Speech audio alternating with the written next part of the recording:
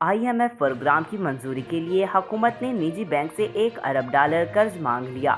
IMF कर्ज मंजूरी के लिए बैरूनी फाइनेंसिंग गैप को पूरा करने के लिए हुकूमत ने तिजारती कर्ज बहाल करने की रस्मी दरख्वास्त कर दी। पाकिस्तान ने स्टैंडर्ड चार्टर्ड बैंक से $80 करोड़ से $1 अरब तक की तिजारती कर्जे को बहाल करने की दरख्वास्त की। पाकिस्तान की दरख्वास्त पर बैंक ने असूली तौर पर पाकिस्तान के लिए कर्ज की क्रेडिट लाइन बहाल करने पर आमादगी का इजहार कर दिया है।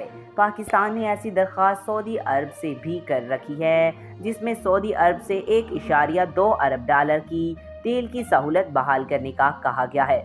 सऊदी अरब से इसकी तस्दीक हासिल होते ही हुकाम IMF के एग्जीक्यूटिव बोर्ड से लेटर ऑफ इंटेंट पर दस्तखत करके इसे IMF के एग्जीक्यूटिव बोर्ड को अरसाल कर देंगे। आज तक के लिए इतना ही। मज़ीद ऐसी मालूमाती वीडियो देखने के लिए हमारे चैनल को सब्सक्राइब करें।